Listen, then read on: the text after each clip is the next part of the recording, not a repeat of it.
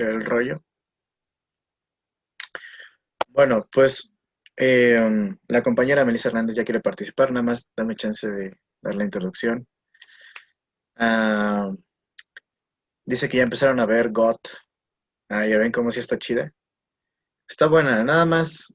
Las últimas dos temporadas son las que ya valieron madres, pero las primeras temporadas son muy buenas. Eh, si no se quieren decepcionar, vean hasta la sexta temporada y ya, no vean más que eso. Bueno, sí la cagaron mucho con el final. Mucho, mucho, mucho, mucho. Entonces fue hasta como, o sea, cuando yo vi el final, fue como que me dio coraje. Fue así como que chale, o sea. Y yo creo que esa es una de las cuestiones por las que, por las que ya quedó muy olvidada, creo. O sea, ya nadie habla de ella, ni la comenta, ni nada. O sea, siendo una serie muy buena, siento que ya quedó muy, no sé, como muy en el pasado. No, por ejemplo, como otro tipo de series, tipo Breaking Bad, que todavía se habla mucho de ella, creo yo, ¿no? Y yo creo que fue por cómo acabó, que ya todo el mundo ya dijo, ya la chingada, God. Pero bueno, este, ahora sí a lo que nos toca a nosotros. Bueno, pues hoy tocaba la lectura de Kant, ¿no? Dentro de esta línea del pensamiento moderno, dentro de la línea del pensamiento ilustrado, ¿no? Eh, um, y dentro de esta línea de lo que supone ser libre, ¿no? En términos de los liberales, esta cuestión de poder razonar por uno mismo, ¿no? Creo que se enlaza muy bien con la lectura de Locke, ¿no? Kant es un personaje raro, fue un gran filósofo sin duda, eh, pero es raro porque él era un nerd, así, a más no poder. Y y por ejemplo, nunca salió de su pueblito, jamás. Creo que una vez salió en la vida, pero nunca más volvió a salir de su pueblito. Y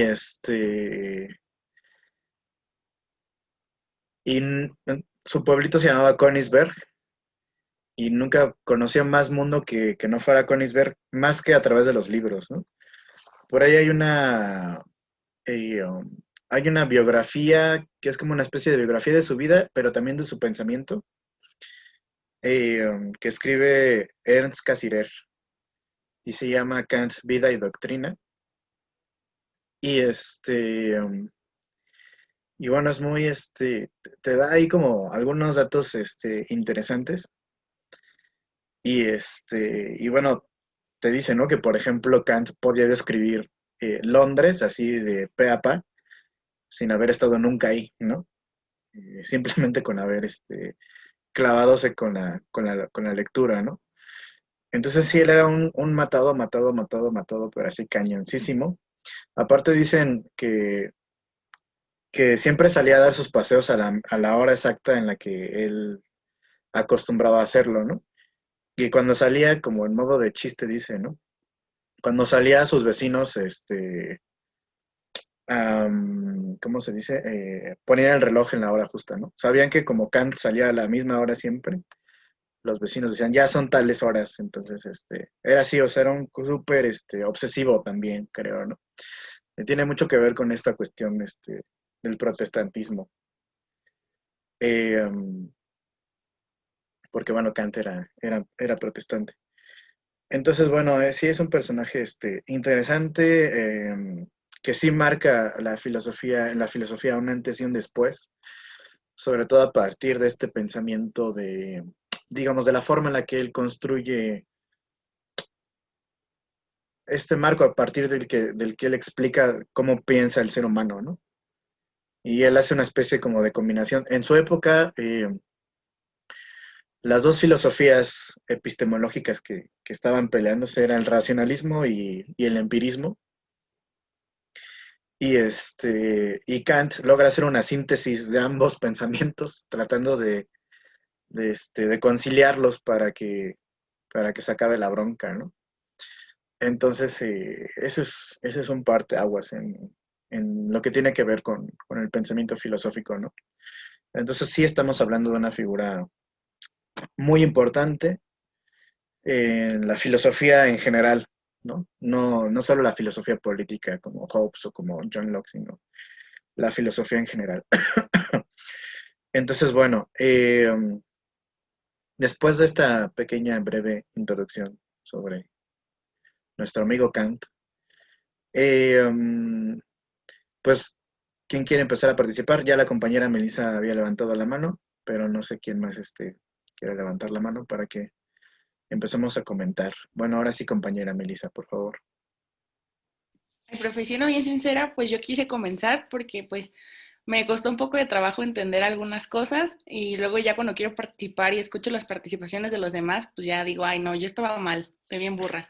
Entonces primero quiero decir lo que yo entendí para ya después con lo de los demás pues ir con, retroalimentando lo que yo escribí, ¿no? Bueno, entonces empieza hablando el texto de que los pensadores de la época pensaban acabar con el oscurantismo, ¿no? Se pensaba que debían civilizar a la humanidad. Luego se dice que se emprende la crítica en la razón, instituyendo un tribunal que garantice sus pretensiones legítimas y cancele presunciones infundadas, no mediante argumentos de autoridad, sino con leyes eternas e creo que es Inmutables. inmutable. Sí.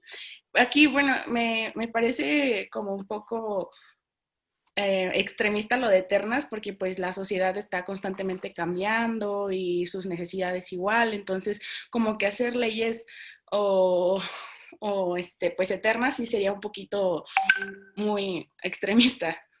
Entonces, luego también habla de que la razón solo dispensa su respeto hacia lo que, hacia lo que puede resistir un examen público y libre. Aquí con examen público tuve una pequeña duda de a qué se refiere con público, de que toda la sociedad pueda opinar, porque esto ya después lo tomo como que no creo que sea completamente cierto, porque la razón se guía por lo que es bueno, le voy a leer todo lo que escribí y ya usted me dice al final si estuvo mal. No creo que sea completamente cierto, ya que un ejemplo sería, por decir, una niña de 15 años se embaraza en México y tiene un embarazo en el que si no aborta corre el riesgo de morir. Sin embargo, en un examen público y libre, al vivir en una sociedad en la que estamos como ahora, pues muchos dirían que continuara, ¿no? O sea, lo público ya no sería la razón, sino sería esto que llama Kant lo contrario a, que sería seguir con prejuicios y prejuicios sí que, y supersticiones. Entonces, la razón diría que no y el público diría que sí, ¿no? Entonces aquí como que me confundió un poco, o tal vez yo no entendí bien lo que quiso dar a entender con público, por eso lo pregunto. Entonces, aquí también creo que habría una variación dependiendo de la sociedad de la que se esté hablando, ¿no? Eh, Luego, al definir la ilustración, se basa en su trabajo como profesor. Nos dan un pequeño ejemplo de algo que habla uno de sus exalumnos y dice que lo que él hacía a sus alumnos es el pensar, ¿no? No tanto como aprender de filosofía, sino aprender a filosofar.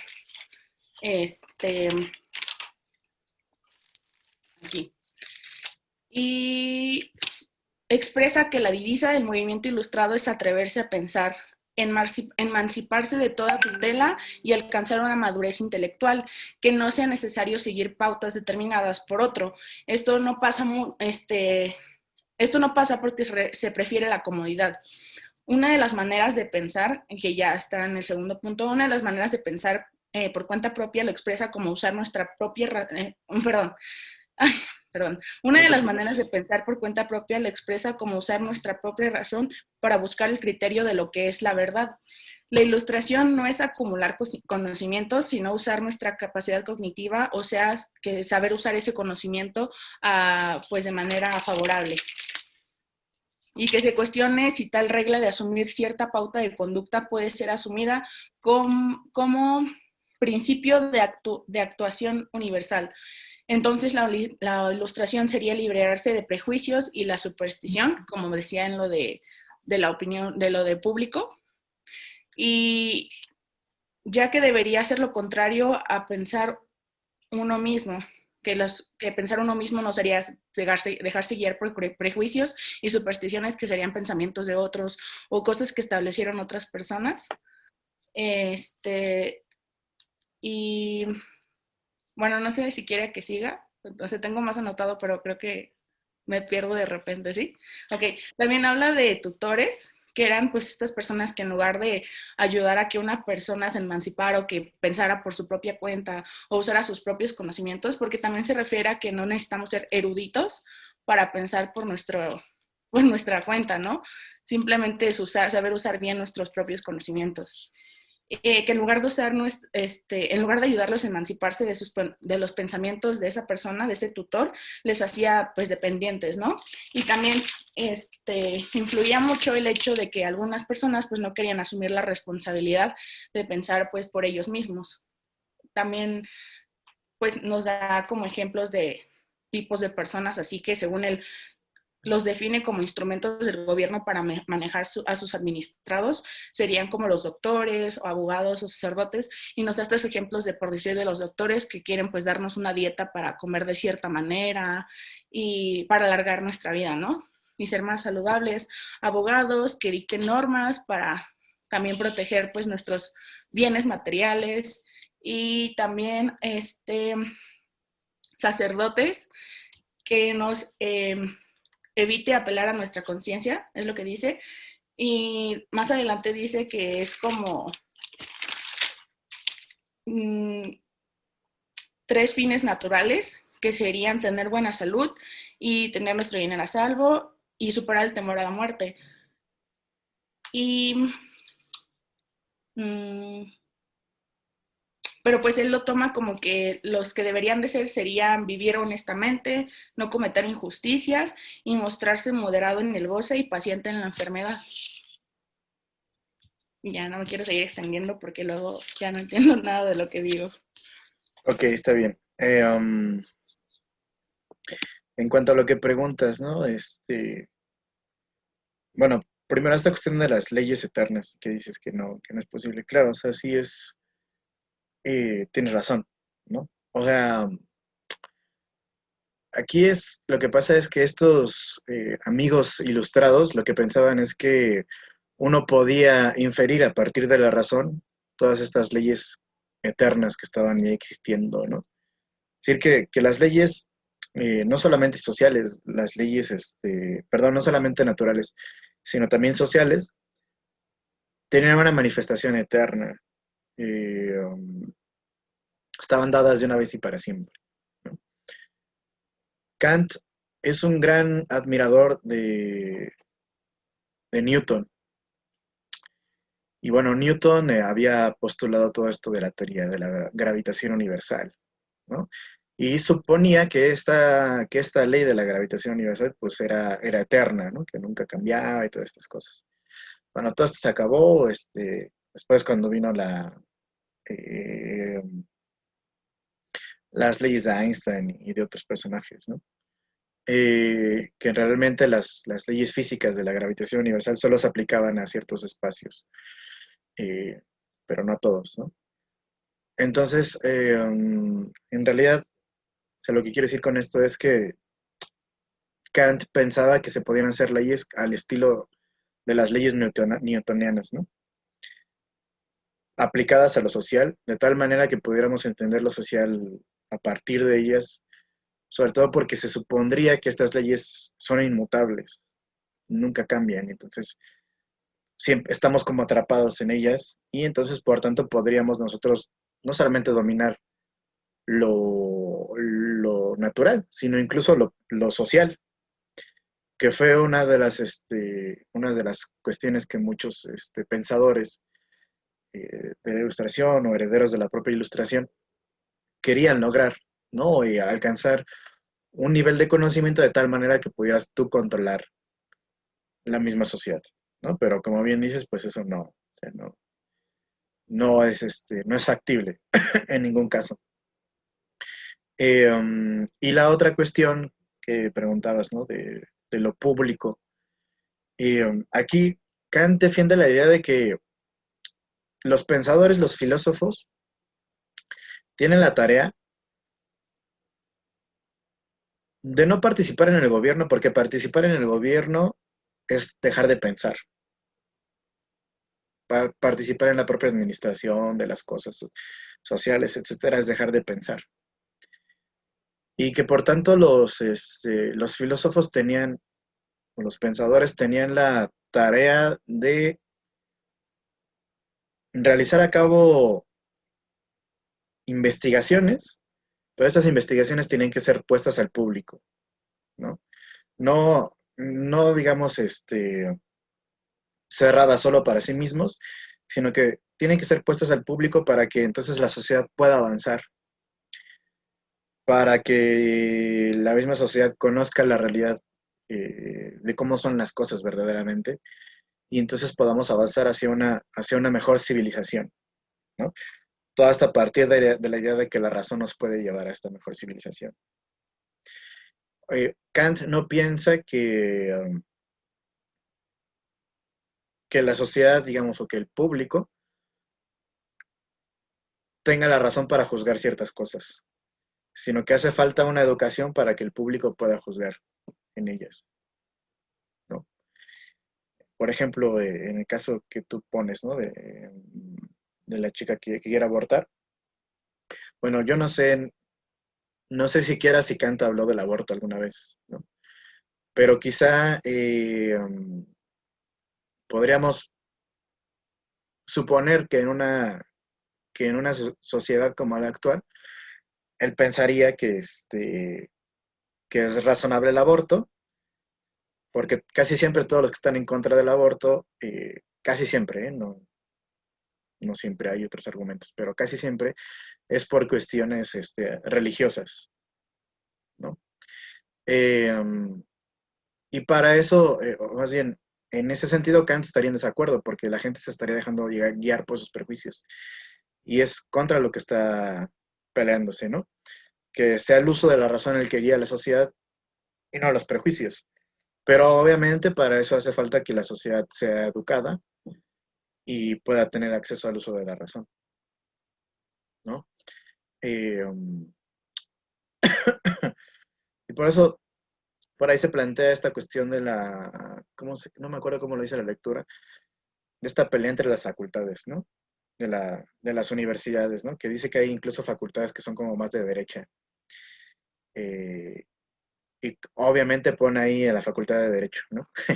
Este, um, la de Medicina y la facultad de Teología, ¿no? ¿Por qué? Porque dice que estas facultades están encargadas de mantener el orden tal cual es. Y en cambio, la facultad de Filosofía lo que hace es poner en duda ese orden, pensarlo, no dejarse tutelar por estos personajes que salen de las facultades que son como conservadoras, sino pensar por sí mismo, que es el meollo de toda la lectura de Kant. Que seamos capaces de pensar por nosotros mismos. La ilustración, dice Kant, no es esta cuestión de acumular conocimiento, acumular conocimiento, ¿no? De leerte todos los libros que haya y entonces ya eres un ilustrado. No, para Kant la ilustración tiene que ver con el pensar por uno mismo, con atreverse a pensar, el famoso sapere aude, ¿no? Atreverse a pensar. Um, y eso supone, pues, poner en duda muchas cosas, porque no todo el mundo no es que no esté capacitado para pensar, más bien es que no todo el mundo se atreve a pensar por sí mismo, porque a veces eso puede dar miedo, ¿no? O porque se te caen todas estas cuestiones, todos estos pilares de tu pensamiento, de tus creencias, que no las quieres tocar porque sabes que si las tocas se pueden caer y pues ya no estás parado en nada, ¿no? O sea, es como una seguridad el pensar que algo es, como yo pienso que es. Me da cierta seguridad. Atreverse a pensar por sí mismo, pues es atreverse a poner en duda las propias creencias que uno ya tiene. Y eso no es fácil, ¿no? Pues bueno, ese es el meollo del asunto con Kant. Um, y ya casi nos resumes toda la lectura, pero está muy bien, está muy bien. Bueno, no te preocupes, está muy bien. creo que, o sea, refleja el hecho de que profundizaste en ella, ¿no? Y eso está chido. Eh, bueno, ¿quién más iba a participar? La compañera Melissa Correa, por favor. Pues bueno, a mí me gustó la lectura, pero como que hubo un punto en el que no estaba de acuerdo con las ideas de Kant, porque bueno, o sea, a pesar de que tiene como mucha congruencia con lo que habíamos leído anteriormente de Locke, siento que hay un punto en el que no se contradice, porque incluso la lectura dice que no es que Kant se esté contradiciendo, ¿no? Sino que o sea, un mismo problema lo aborda desde distintas perspectivas y eso hace que el tema sea un poquito más subjetivo. Sin embargo, aún así pienso que Kant tiene una visión bastante imparcial de las cosas, como que no se inclina a ningún lado y siempre se mantiene neutral en su posición. Yo creo que esto de pensar por cuenta propia y buscar dentro de uno mismo en la razón el criterio de la verdad está bien. Y también en la lectura menciona que el enemigo, así como de Kant, de lo que piensa él, es como el despotismo ilustrado, ¿no? Que es más o menos esta idea de que todo para el pueblo, pero sin el pueblo.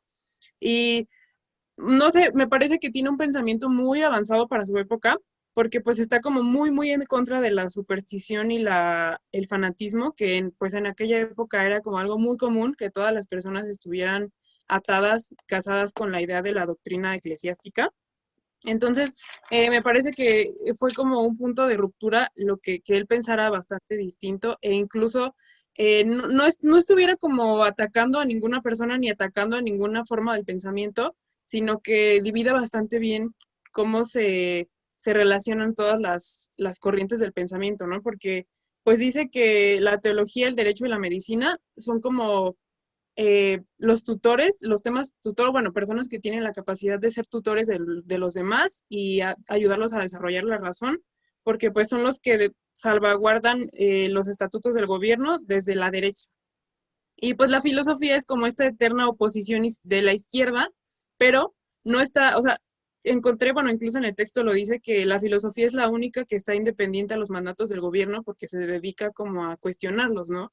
Y pues él no está de acuerdo con eso, a pesar de que dice que pues el gobierno, el pueblo no tiene derecho a la revolución ni a la resistencia legítima porque eso es un delito. Ahí pues como que me confundió un poquito porque en un punto dice que la Revolución Francesa él la ve como un signo de progreso y de evolución para la humanidad.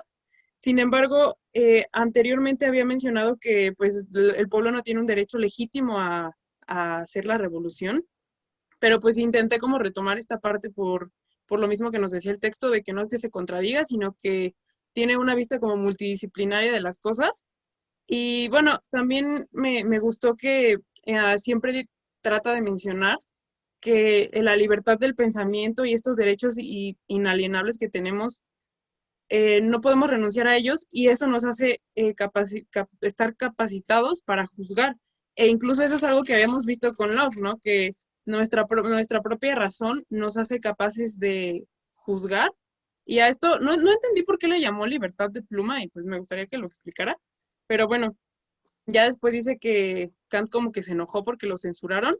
Y digo, es un buen contraste entre cómo el gobierno de Federico el Grande, Kant estaba muy de acuerdo con su gobierno y era como lo máximo para él, y después su sucesor, Federico Guillermo II, fue como el que reafirmó el hecho de que Kant estuviera en contra de algunas cosas, pero pues al final me pareció un poco extraño que a pesar de todos los ahora sí que como mandamientos que había dicho Kant sobre la libertad del pensamiento, el desarrollo de la razón, que no tenemos que acumular solamente el conocimiento y que una persona ilustrada es una persona que tiene el conocimiento, sabe usarlo, después dijera que en la comunidad tiene que haber solamente obediencia que se sujete al mecanismo estatal pero con un espíritu de libertad, que obedezca al gobierno, pero que exprese sus opiniones. Y no creo que eso esté mal, pero tampoco creo que sea realmente pues ahora sí que una realidad, ¿no? No siento que realmente, aunque él lo diga, eso pueda ser posible, porque pues al final en aquella época la gente no era escuchada por más que fuera inteligente y intelectual y por más que dijeran que la vida en comunidad es lo máximo, pues aún así siento que incluso con lo que decía Kant, el pueblo no iba a ser escuchado y pues siempre tenían que estar subsumidos a lo que decía el Estado y pues no sé, eso fue lo único que me llegó a sacar de onda de la lectura y pues ya. Vale, gracias. Ah, bueno, de lo que comentaste, am, dijiste esta cuestión de la revolución, ¿no? Incluso sí la lectura por ahí dice que Kant veía bien a la Revolución Francesa, pero la veía bien de lejitos, ¿no? Así como, ah, sí, qué chido la Revolución Francesa, pero qué bueno que la hicieron allá en Francia y no por acá donde yo vivo, ¿no? Eh, um, y creo que, bueno, supongo que tiene que ver con las propias contradicciones de Kant, ¿no? Eh, en el sentido ah, de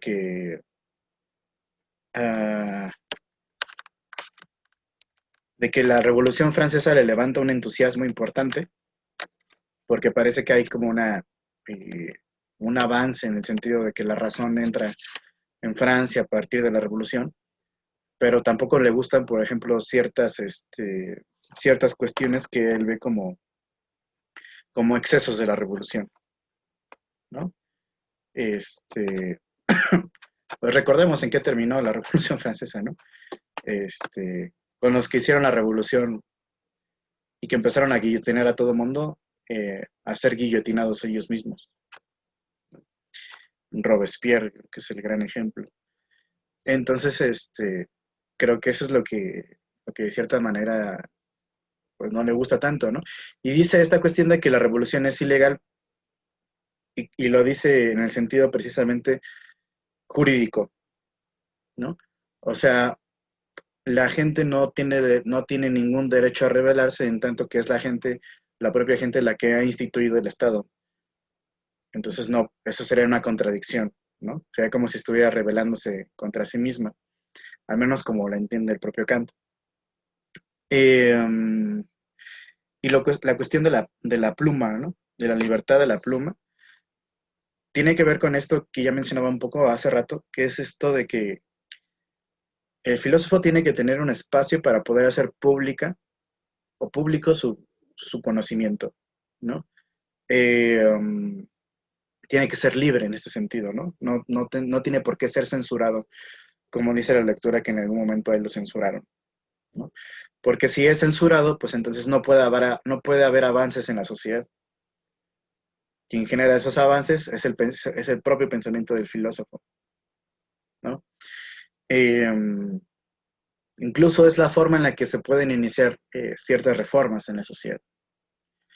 Es como, no sé, o sea, piensen en todos estos periodistas que durante mucho tiempo fueron pagados por el Estado, ¿no? Aquí en México. Eh, que hace no tanto por ahí el AMLO publicó la lista, ¿no? De cuánto le pagaban a ciertos periodistas y todo este rollo, ¿no?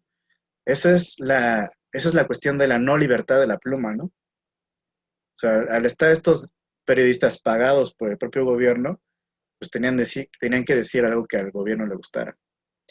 Entonces, Kant abogaba por que los filósofos fueran independientes y libres del gobierno, que no tuvieran que rendirle cuentas a nadie, sino al propio pensamiento, ¿no?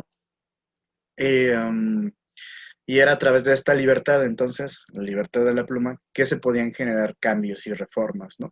Porque era a través de este pensamiento de los filósofos que se podía poner en duda ciertas cuestiones sociales que estaban presentes, ¿no? Eh, um, véanlo así, o sea, yo, por ejemplo, ¿no? A mí nunca me llamó la atención participar en un partido político porque sabía que participar en un partido político era apagar tu cerebro. Um, tener que estar de acuerdo con las líneas ideológicas del partido, tener que estar de acuerdo con lo que dijera tu líder, ¿no? Tu líder de la colonia, o tu líder de no sé qué, dónde, ¿no? Como muchos compañeros, me acuerdo de mi generación que en Facebook subían sus fotos, ¿no? Con, con políticos, ¿no? Y decían, estarían abrazados, ¿no? Y decían, aquí con mi líder, ¿no? Haciendo los cambios necesarios para el país y no sé qué cosas. A mí me daba mucha risa y al mismo tiempo yo me preguntaba cómo no les daba vergüenza. Pero bueno, y cuestiones de estas, ¿no? Que que de cierta manera lo que provocan es como, pues que uno deje de pensar. ¿Qué es lo que dice Kant? O sea, si uno participa dentro de estas instituciones que se encargan de tutelar a la sociedad, pues uno lo que hace es dejar de pensar porque tiene que quedar bien eh, con el propio Estado, ¿no? Y yo siempre he visto, por ejemplo, estas clases o las clases que yo doy como un espacio de libertad propia y como un espacio de libertad en el que ustedes también puedan decir lo que se les antoje, ¿no? Eh, ¿Por qué? Porque a mí nunca me ha gustado, más bien, yo me acostumbré a estar en clases pudiendo decir lo que yo quisiera sin miedo, ¿no? Y es aquí donde yo me siento cómodo.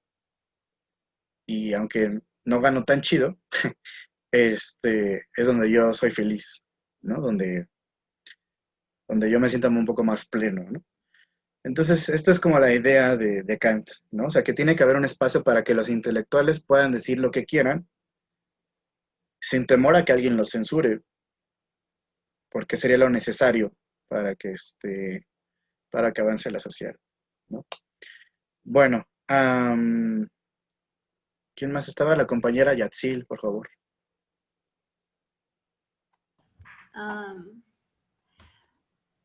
pues bueno, creo que a primera vista sí se puede como... O bueno, yo sí dije como, ay, se está contradiciendo mucho.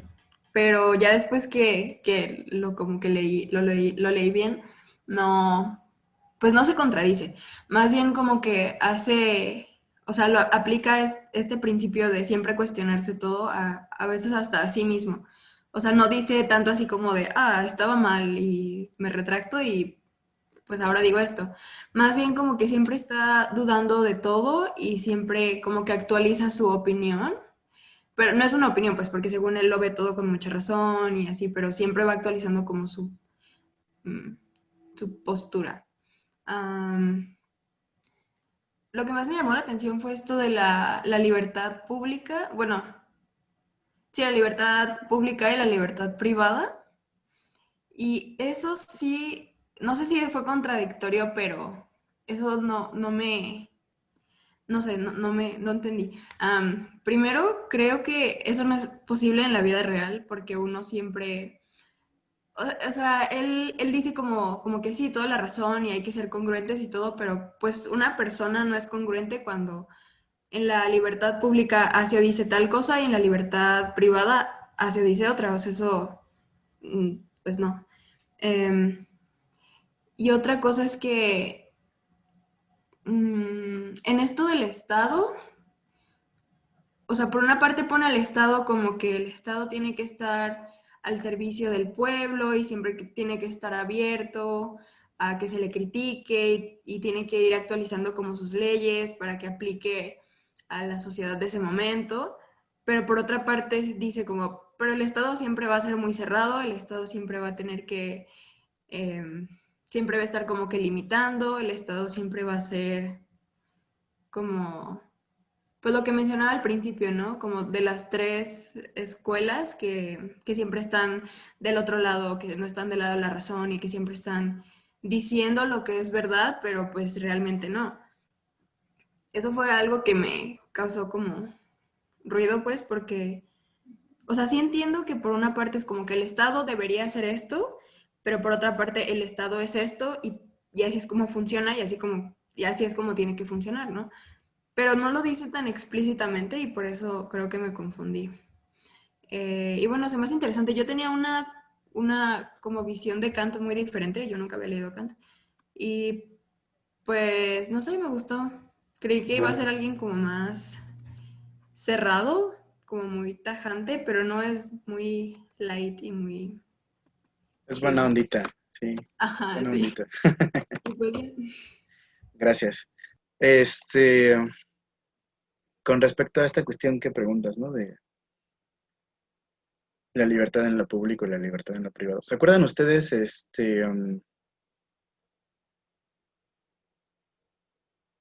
perdón, me distraje con un correo que me llegó.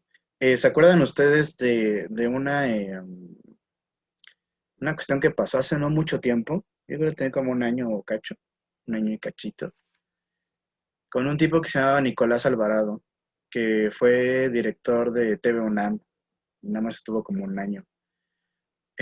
Nicolás Alvarado incluso tenía perdón, un programa en Foro TV como súper intelectual y el rollo. Es un gordito así de lentes. Y por ahí píquenle si quieren ahí en Google Nicolás Alvarado. Y bueno, es un tipo así, pues muy culto, ¿no? Y muy de la onda académica y el rollo. Y lo nombraron, el rector lo nombró exactamente ese mero. Y el rector lo nombró director de TV UNAM.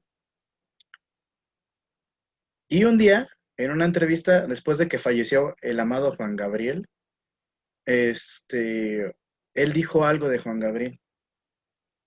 Lo menospreció como intelectualmente. Y y pues todo el mundo se le fue encima y lo corrieron. Nada más estuvo como un año en TV UNAM y valió madres, ¿no? ¿Por qué pongo este ejemplo? Porque creo que explica muy bien la idea de Kant entre esta libertad en lo público y la libertad en lo privado, ¿no? Nicolás Alvarado podía haber pensado lo que quisiera de Juan Gabriel, ¿no? Pero en privado. Pero al ser una figura pública, al tener un puesto público tan importante como director de TV UNAM, que no es cualquier cosa, que ustedes saben que lo que pasa en la UNAM se comenta en todo el país, eh, pues, pues la cagó. La cagó y no supo diferenciar entre esta libertad en lo privado y la libertad en lo público. No supo diferenciar sus dos roles, ¿no? Tú como funcionario público sabes que tienes una responsabilidad y que no puedes estar diciendo ciertas cosas, ¿no? Aunque las pienses. Entonces, eso es a lo que se refiere Kant con esta libertad de lo público y lo privado, ¿no? Que, que cuando las personas tienen alguna función dentro del propio,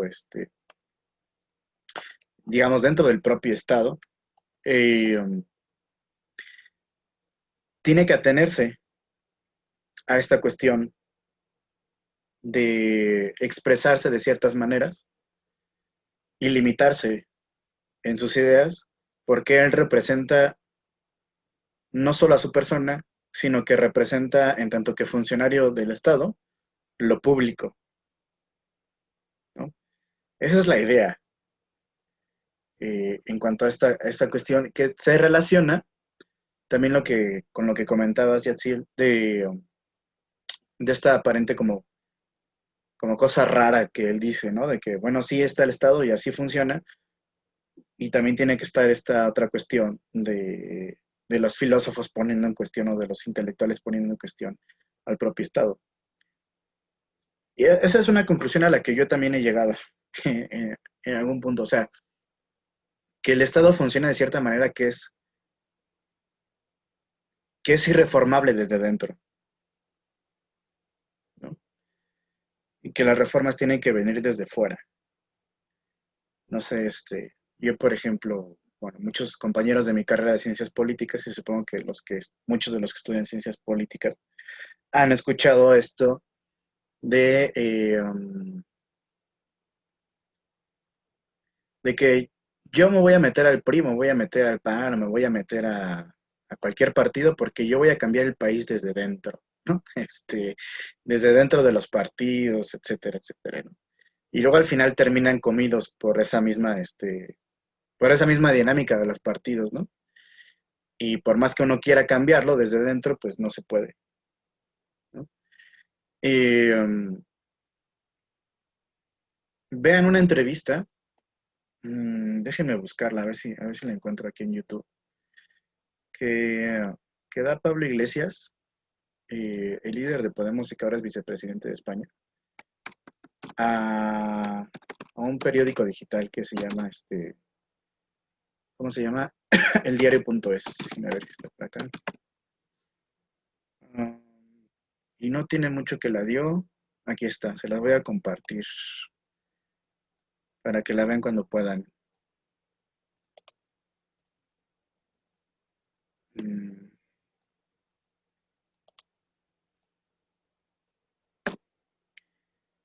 Ya está. Bueno, ya también nos compartieron es que no me acordaba que había dicho eso. Me irritan sus lentejuelas no por jotas, sino por nacas. Sí, eso fue lo que dijo, exactamente. Bueno. Bueno, ya les compartí el video. ¿Por qué me parece interesante esta entrevista de Pablo Iglesias? Porque el movimiento de Podemos, bueno, el partido Podemos y toda esta cuestión política de Podemos surge a través de un movimiento social que pone en duda al Estado español, ¿no? Una de las reivindicaciones que adopta Podemos viene heredado del movimiento de los indignados de 2011, ¿no? Y que era esta cuestión del no nos representan, que decían los que se movilizaban. Es decir, que los que se supone que están ahí para representarnos en las instituciones públicas no nos representan. Y que hace falta alguien que sí nos represente, ¿no? O sea, no nada más dijeron eso, dijeron un montón de cosas más, pero ponían en duda un montón de cuestiones del Estado, del propio Estado, ¿no? Y bueno, luego surge Podemos y ya se conforma como un partido político. Y ellos dicen, y bueno, mucha de la gente que los apoya dice, ustedes sí me representan, ¿no? Como en recuerdo de ese reclamo del no nos representan, ¿no? Entonces, Podemos surge como un heredero de los movimientos sociales, que están por fuera del Estado, ¿no? Un movimiento social nunca es parte del Estado, sino que está por fuera del Estado y hace reclamos al Estado, ¿no? Para que cambien ciertas cosas. Pero sucede una cosa que los de Podemos sabían muy bien, porque, bueno, muchos de ellos son politólogos y son científicos sociales o son sociólogos o alguna cosa así. Y era que al entrar a formar parte de las instituciones, la dinámica iba a cambiar. La dinámica ya no iba a poder ser la misma. Y en esta entrevista que le hacen a Pablo Iglesias, ya siendo vicepresidente, él dice, sí, nacimos como movimiento social, pero ya no somos un movimiento social. Porque ahora somos parte del gobierno. Y al formar parte del gobierno, nuestra dinámica tiene que ser otra. Nuestra dinámica debe ser otra. Entonces nosotros necesitamos que siga habiendo gente en las calles, que siga habiendo gente que se movilice, para que nos hagan los reclamos que nosotros, por nosotros mismos, no estaríamos dispuestos a llevar a cabo. Hace falta alguien que esté allá afuera, ¿no? Entonces es así como él ve la dinámica, ¿no? O sea, tiene que haber alguien por fuera del Estado que siga haciendo reclamaciones a los que ahora, a ellos que ahora forman parte del Estado, ¿no? Y que como son parte ahora del Estado ya no pueden ser tan radicales como lo eran al principio, ¿no? Creo que esa es la idea de Kant también, ¿no? Que tiene que haber algo fuera que empuje estos cambios que el propio Estado no estaría dispuesto a hacer, por la propia dinámica de cómo funciona el Estado, ¿no? Entonces, bueno, vean la entrevista, es muy buena. Pablo es un tipo muy, muy chingón, aunque tiene sus cosas criticables, pero creo que es muy inteligente, ¿no? Bueno, ¿quién más iba a participar? La compañera Valeria Encarnación, por favor.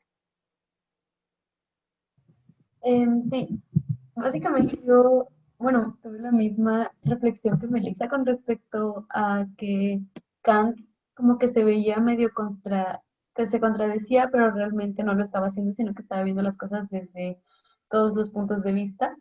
Em, y de hecho sí es porque me quedé pensando bastante en eso de que él decía de que no, que tenemos que ser obedientes, pero al mismo tiempo debemos de tener el espíritu de libertad y que después pasa lo de su censura y que él todavía busca la manera de burlar esa ley y pues me quedé pensando en que también la gente que se lo permitió nada más debió como está bien, pero ya no lo vuelvas a hacer. Básicamente así lo sentí yo, que le dijeron eso, que porfa ya no lo vuelvas a hacer, pero pues ya, y si hubiera sido otra persona, pues también a lo mejor hubiesen sido más severos.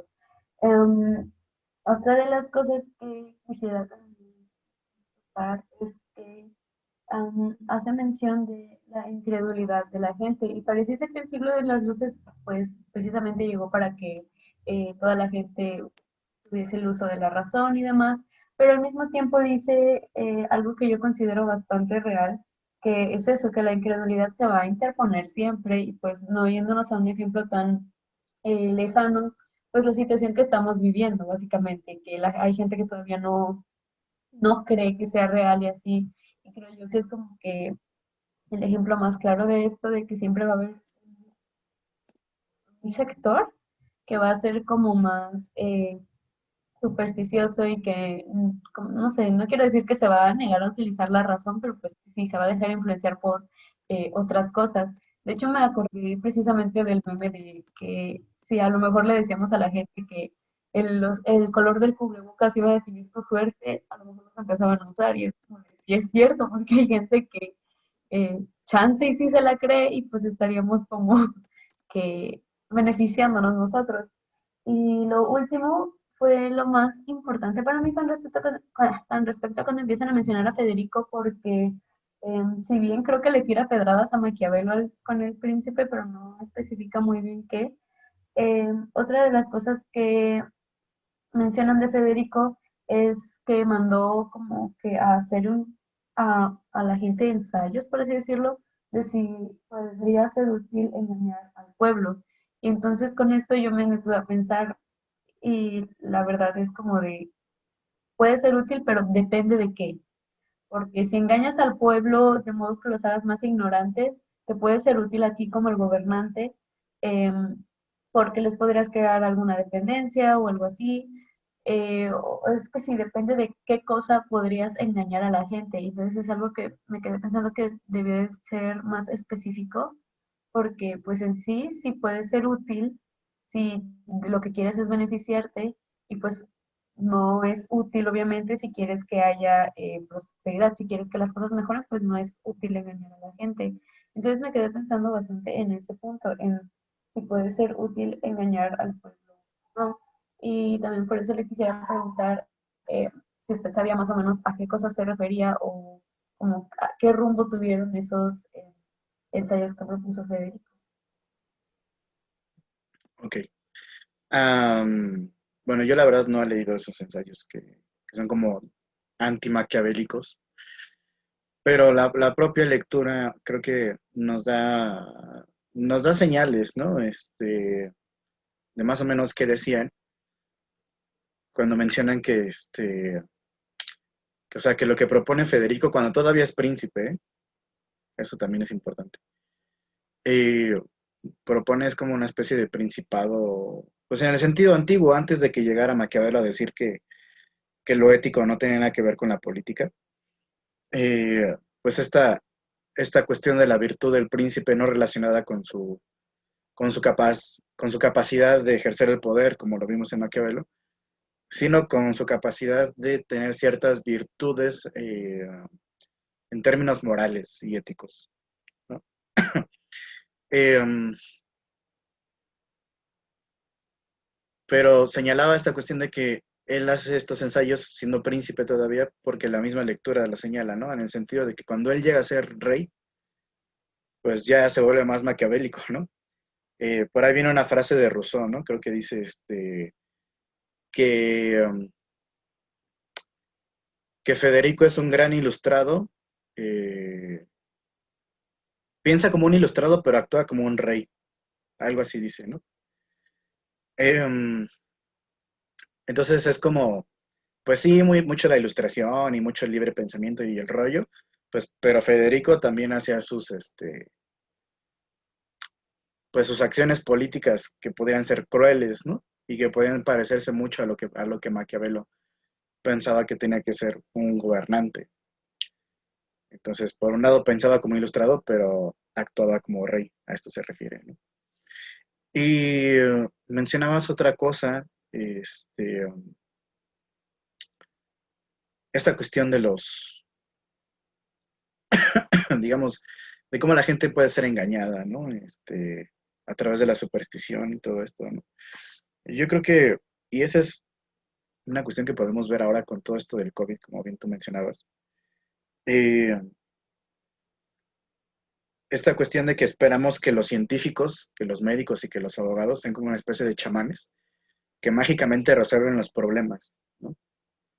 Eh, dice Kant que lo que la gente quiere es una solución a sus problemas ya, ¿no? Y de sus problemas más, digamos, más urgentes, ¿no? Que tiene que ver con el cuidado de su salud, que tiene que ver con cómo hacen dinero fácilmente, que tiene que ver con cómo pueden vivir así como, o sea, como si todas estas personas que son los científicos, los médicos, los abogados, incluso los teólogos, eh, resolvieran las cosas como por arte de magia, ¿no? Como que, o sea, no manches, o sea, fuiste a la universidad y no sabes cómo resolver este problema. O sea, ¿tú para qué fuiste a la universidad?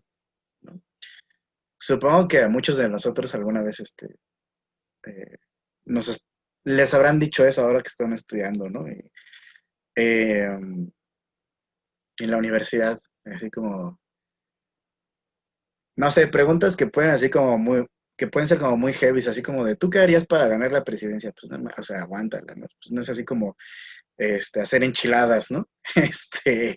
Pues, o sea, y quieren que uno actúe por el simple hecho de ir a la universidad como si fuera mago, ¿no? Como vamos a resolver esto y así, ya, ¿no? Y esto creo que también se está viendo en la cuestión del COVID, ¿no? O sea, yo creo que ustedes lo han visto, pero por ejemplo, en cuestión de los científicos que hablan sobre el COVID, ha habido muchas contradicciones. De repente, los científicos decían que no hacía falta utilizar el cubrebocas. Luego otros salieron a decir que sí hace mucha falta. Luego de repente unos han dicho que el COVID se esparce también cuando tocamos las cosas, ¿no?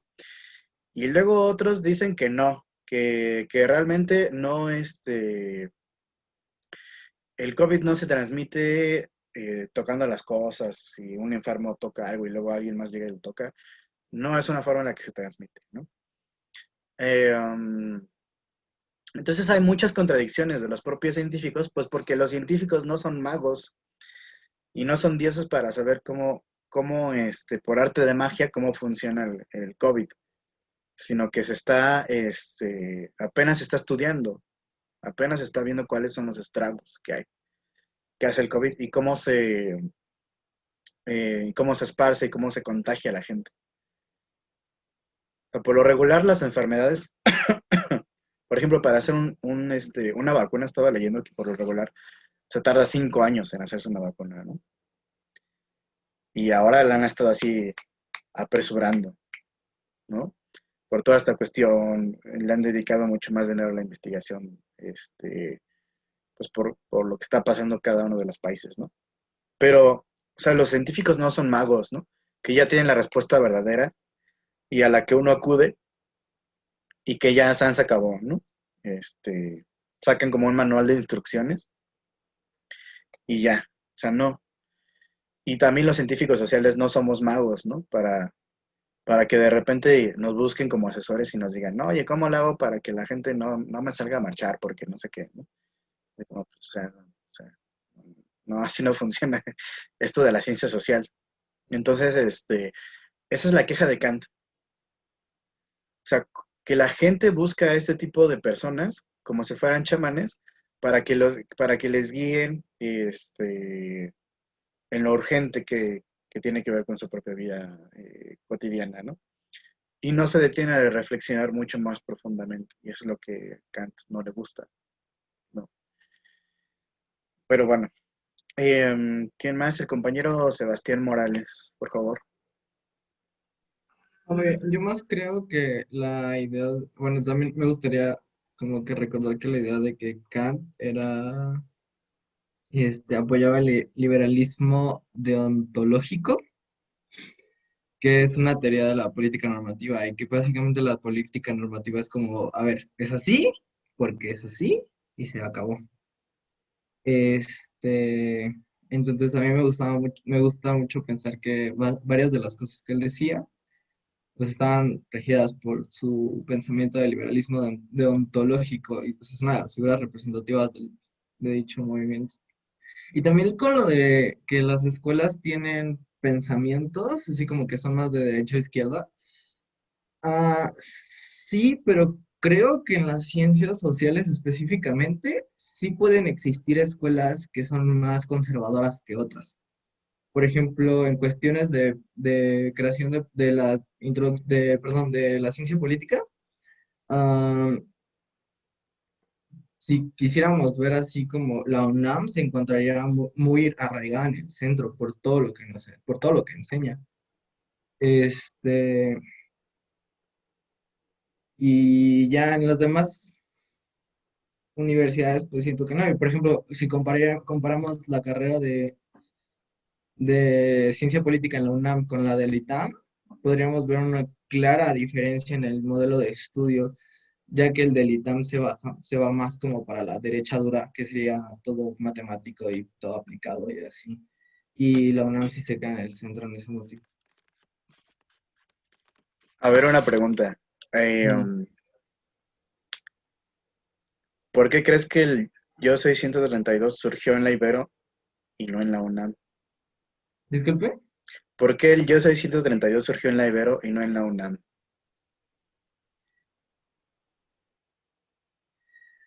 no sabría decirte. O sea, lo pregunto por esta idea, ¿no? Como de si de repente las privadas son más conservadoras o si son, y las públicas son como más, más de izquierda, más progresistas, ¿no? Creo que como bien señalas tú, depende mucho, depende. Y yo, por ejemplo, esta es mi teoría del Yo Soy 72. Eh, había muchas quejas hacia los gobiernos, digamos, de PAN y del que va a venir justo durante la campaña en la que empieza a manifestarse el Yo Soy 132, que era el de Peña Nieto. Eh, había como, o se decía que había muchas diferencias entre una burguesía mexicana y una grande burguesía extranjera que estaba penetrando el país y que estaba siendo apapachada por los gobiernos del PAN y que se esperaba que también fuera apapachada por el gobierno de Enrique Peña Nieto, ¿no? Toda esta cuestión del neoliberalismo, que ahora ya los de Morena la han choteado tanto que ya da pena decirlo, ¿no? Pero, pero, pero siendo un poco más estrictos que los de Morena, eh, estos gobiernos neoliberales beneficiaban a una burguesía extranjera frente a la burguesía mexicana, ¿no? Y los hijos de esa burguesía mexicana estudiaban en la Ibero, ¿no? O muchos de ellos. Entonces, la figura de Peña Nieto era una figura que no apreciaban, ¿no? En ningún caso. Entonces, cuando Enrique Peña Nieto va a la Ibero, pues muchos de estos hijos de la grande burguesía mexicana, pues no les gusta, ¿no? Y es como surge el propio movimiento del Yo Soy 132, ¿no? Si se acuerdan después, bueno, supongo que ustedes estaban muy morrillos todavía, pues ya fue hace casi, ¿cuánto? 8 años creo, ¿no? Eh, de eso. Entonces, luego cuando ya entran a las otras universidades como el público, como la UNAM, como la UAM, el movimiento, eh, ahí empieza a haber un poco de rencillas con los de la Ibero porque los de la Ibero todavía quieren ser como súper neutrales, como nosotros somos apolíticos y todo este rollo, ¿no? Y algunos compañeros de la UNAM piensan que es necesario que el movimiento, que es un movimiento político, ¿no? Obviamente, pero piensan que hace falta que el discurso del movimiento del Jesus 132 se politice más. y por ejemplo, que señale a un candidato frente a Peña Nieto, que se elija un candidato que sea el que ellos apoyen, ¿no? Y al final la mayoría dice que no van a apoyar a ningún candidato. Por ahí Paco Ignacio Taibo, recuerdo que en una manifestación señaló esto, ¿no? O sea, necesitamos ser políticos y no sé qué, nada de que somos apolíticos. Y porque él lo que pensaba era que el movimiento apoyara al AMLO, ¿no? Que también fue un candidato en 2012. Pero la mayoría de los que participaban en el movimiento le dijeron que en él, que mi madre, ¿no? Entonces fue un movimiento más como negativo, o sea, más de no queremos esto que de sí queremos esto, ¿no? Más de que no queremos que Peña Nieto llegue y queremos que se democraticen los medios de comunicación y no sé qué más, pero más centralizado en que Peña Nieto no llegara, ¿no? Y se quedó en eso. Esa es mi teoría del QS 52. Y por qué surgió en la Ibero y por qué no surgió en otro lado, ¿no? Teoría hipotética, habría que comprobarla. Pero bueno, y yo creo que en la misma UNAM hay alguna otra participación antes de empezar a comentar. La compañera Yatsil tiene levantada la mano, pero no sé si era de hace rato o otra vez que decirnos algo. No, es otra. Ah, Es que estuve ahorita como que pensando en esto de la libertad pública y la privada, de lo que no me había quedado como claro. Y, y ahorita con lo que mencionó de el güey que criticó a Juan Gabriel. Por ejemplo, o sea, según su puesto, que es público de cierta manera, lo que él diga o lo que él haga tiene que limitarse a su función, a pesar de que tenga sus opiniones de si Juan Gabriel era naco o si era para nacos o lo que sea.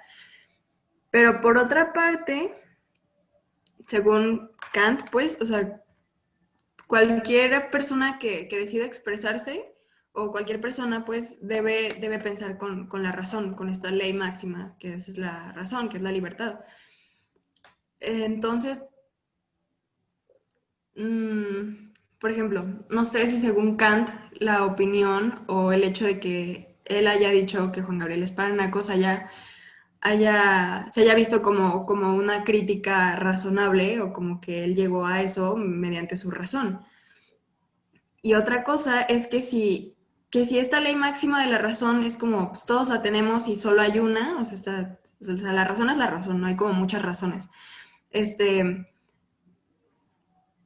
O sea, el humano siempre está en constante como búsqueda de esa razón, o sea, nunca se llega a la razón máxima, porque pues, incluso Kant, o sea, decía siempre usar la razón, pero terminaba a veces como que llegando a decir cosas ligeramente diferentes, o que, bueno, es que esto depende de tal, y, bueno, es que esto que dije fue porque fue esto y no esto.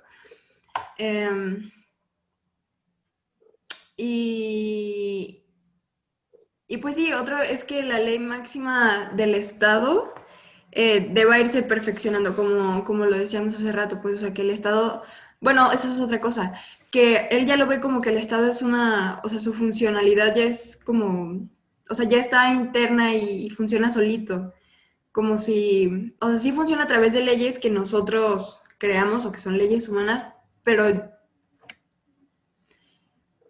no se puede cambiar desde adentro. No sé, es como me recuerdo otra vez esto de el Estado. Y pues sí, ya era eso prácticamente. sale, gracias. Ah, sí, bueno, pues problematizas más, ¿no? La cuestión.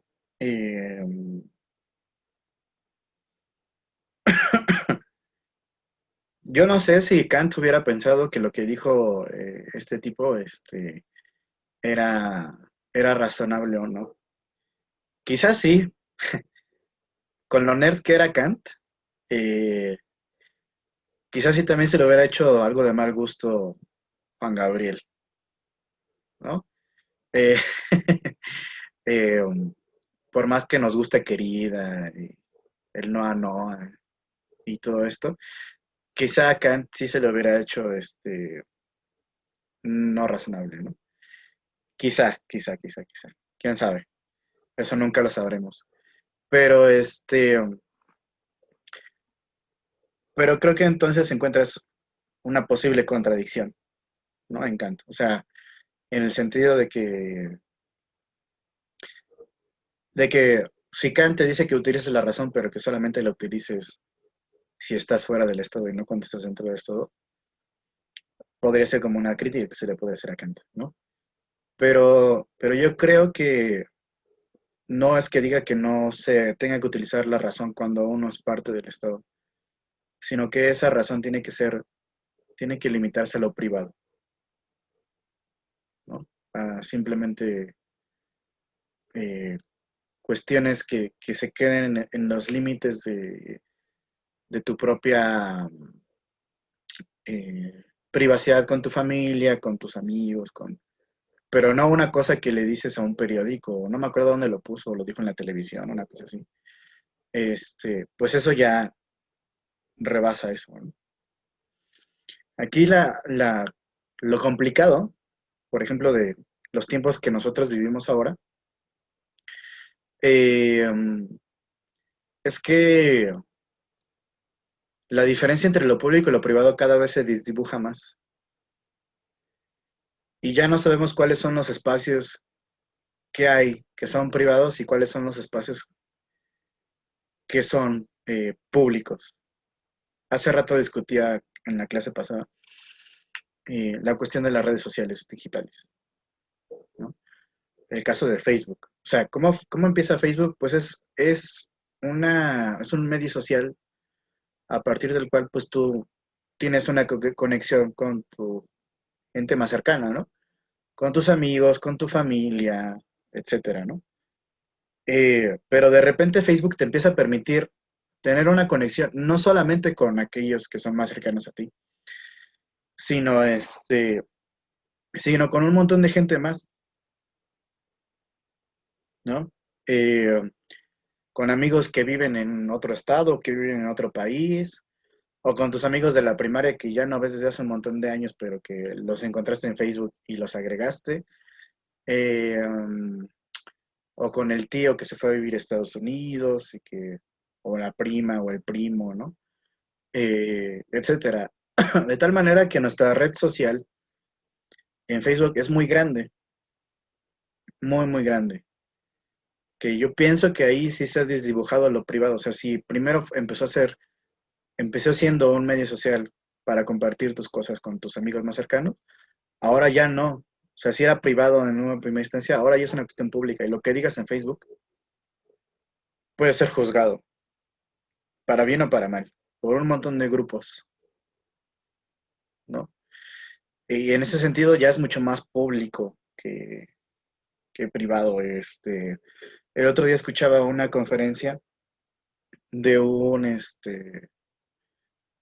comunicólogo, pero no recuerdo su nombre. Y él hablaba de la cuestión de la tiranía de la mayoría, ¿no? Que sí, exactamente, entrar en esos temas de lo políticamente correcto e incorrecto y que es súper complejo, ¿no? Eh, y decía este ponente, ¿no? Que en relación con esa cuestión de la tiranía de la mayoría, ¿no? De la que hablaba Alexis de Tocqueville en algún momento, que cómo la mayoría impone su opinión, ¿no? Y si tú no opinas como la mayoría, pues entonces eres juzgado, eres señalado y eres toda esta cuestión, ¿no? Y él decía, ya no existe esta tiranía de la mayoría, lo que sucede ahora en las redes sociales digitales es más bien la tiranía de pequeños grupúsculos que se manifiestan en las redes sociales. Pequeños grupos que se identifican con una ideología o con un símbolo o con una idea que te van a señalar si no piensas como ellos piensan, ¿no? En este sentido, yo creo que Kant estaría muy en desacuerdo, ¿no? En este tipo de cuestiones, porque lo que hacen es limitar la propia razón, el uso de la razón. O sea, ya no es a pere aude, o sea, ¿cómo te vas a atrever tú a pensar en las redes sociales si lo que digas en las redes sociales, sea lo que sea, alguien te va a juzgar? eso limita el sapere aude. Entonces, pues, se podría hacer un ensayo sobre esto, ¿no? Sobre cómo las redes sociales están limitando el atreverse a pensar, ¿no? Pero bueno, eh, ya les di otra idea para hacer un ensayito por ahí. Ah, bueno, mm, comentemos un poco la lectura de Kant, aunque ya se dijeron varias cosas, ¿no? Ya dijimos, ¿no? Que esta cuestión de la ilustración del siglo de las luces lo que pretende es que la propia civilización avance a través del pensamiento racional, ¿no? Y es donde también se sitúa el propio Kant, ¿no? Y que para él entonces lo más importante pues es el atreverse a pensar, ¿no? El ejercer nuestra propia inteligencia sin tener que seguir las pautas que alguien más nos imponga, ¿no? Que un otro nos imponga. Hoy leíamos, con sus compañeros de RI, leíamos a Bourdieu, un texto que se llama La distinción, sobre por qué nos gustan unas cosas y por qué no nos gustan otras cosas, ¿no? Es muy bueno. Y hay una parte donde habla sobre la opinión o la opinión personal, ¿no? Y él describe que hay modos de producción de la opinión, muy al estilo de Marx. Bourdieu dice que hay modos de producción de la opinión. Y que entonces la opinión de la gente está siendo producida en otro lado que no es ella misma, ¿no? Llámese medios de comunicación, llámese, al menos en términos políticos, partidos políticos, etcétera, ¿no? Líderes de opinión, ¿no? Y creo que es en este sentido en lo que Kant tiene esta opinión de atreverse a pensar, ¿no? De no pensar como alguien más nos dijo, ¿no? Como alguien más nos señaló que teníamos que pensar, sino atrevernos a pensar por nosotros mismos. Y estas pautas pueden estar marcadas por la familia, por la iglesia, por la televisión, por lo que vemos en redes sociales, ¿no?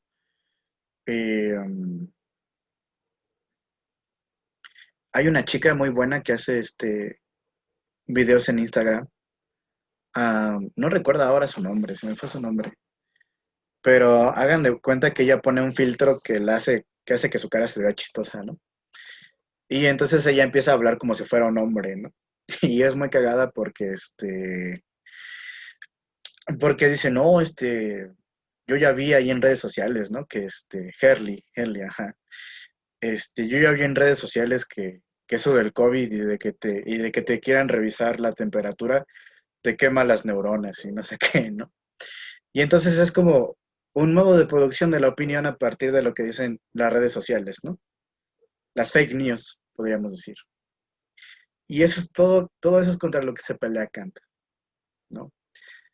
Eh, entonces, bueno, aquí Kant dice la lectura, ¿no? Que en este librito de la crítica del juicio, habla de las máximas del sentido común, ¿no? En primer lugar, de el pensar por cuenta propia. En segundo lugar, el pensar adaptando el punto de vista que tienen los demás. Y en tercer lugar, mostrarse consecuente con uno mismo, ¿no? Eh, es decir, pensar por uno mismo, luego comparar este pensamiento de uno mismo con el pensamiento de los demás, y luego ser consecuente con lo que uno mismo, con las conclusiones a las que uno mismo ha llegado, ¿no? No siempre es fácil hacerlo. Piensen ustedes, no sé, en ciertas situaciones en las que se hayan visto enfrentados, y que no hayan podido realmente decir lo que ustedes querían decir, ¿no? Por ejemplo, en una comida con la familia, que ustedes querían decir algo, pero sabían que si lo decían se iban a meter en pedos. y no lo dijeron, ¿no? Eh, son todas estas cuestiones con las que la ilustración, pues, al menos esta ilustración como la piensa Kant, se pelea, ¿no? Y bueno, luego empieza a hablar de esta cuestión de los tutores que ya también mencionamos, ¿no? Y aquí hay un punto muy importante, ¿no? Que dice, aquel que pretenda transgredir los límites de su capacidad cognoscitiva se convertirá en presa fácil del fanatismo y la superstición, pues nunca faltarán voluntarios que le ofrezcan absurdas recetas para satisfacer esa estéril curiosidad. ¿Han visto ahora estos, que sucede mucho en redes sociales, ¿no? Estos revolucionarios, pero que en realidad son reaccionarios, ¿no? Que están en redes sociales. Y,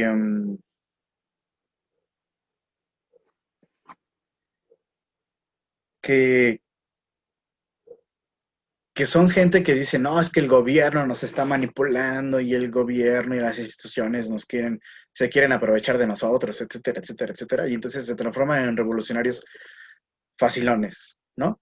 Cualquier idea que esté en contra del gobierno, ellos ya la agarran y dicen, no sea huevo, ¿no?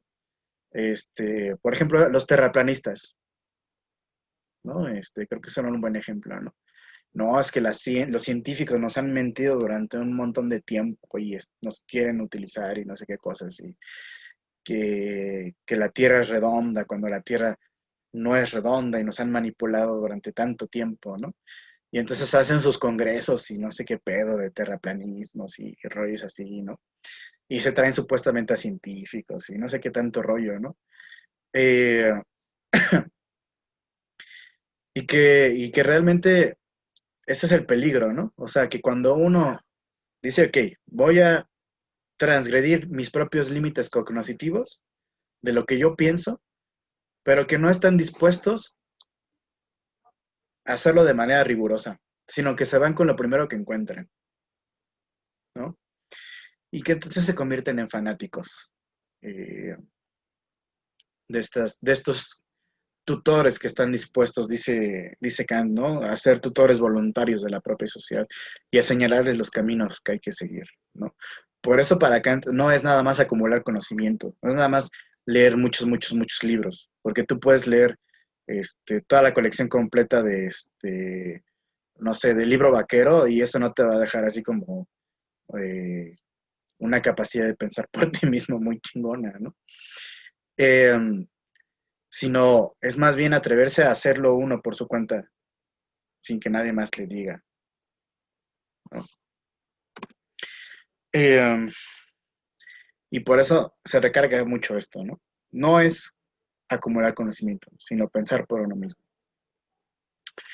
Um, y bueno, luego está otra cuestión que habla en el apartado 3, ¿no? O en el capítulo 3, donde se trata esta cuestión del uso privado y el uso público de la razón, ¿no? Eh, que ya hablamos un poco con esta cuestión de Nicolás Alvarado, pero también está otra cuestión que tiene que ver con que como a Kant no le encantan las revoluciones, es a partir de la propia libertad de la pluma de los intelectuales que puede haber un cambio gradual, ¿no? O sea, Kant acepta que hay cambios necesarios en la sociedad, pero que los cambios tienen que ser aprovechados a partir de este uso público de la razón que ejercen los propios intelectuales para generar un cambio en la sociedad, sin que sea necesariamente un cambio violento, sino que sea un cambio gradual, ¿no? Aquí ya se empieza a ver un poco este pensamiento socialdemócrata que, que va a tener pues un impacto en lo político muy, muy grande, ¿no? En nuestra época moderna, que son estas gentes que dicen, no, no, no, o sea, no hace falta hacer una revolución, todo hagámoslo pacífico, todo hagámoslo por las buenas, a través de las leyes, razonando, debatiendo, y entonces vamos a llegar a estos cambios necesarios, ¿no? Y es en esta misma línea en la que Kant eh, se centra, ¿no? Um, Y luego en cuanto a lo de la censura, ¿no? O sea, que para Kant es importante que los filósofos tengan la libertad de poder razonar públicamente, ¿no? Dice aquí, ¿no? Dice, para Kant no es lícito despojar a los filósofos del deber de velar, porque si bien no se diga públicamente toda la verdad, sí sea verdad todo lo que se diga y sea establecido como principio, ¿no?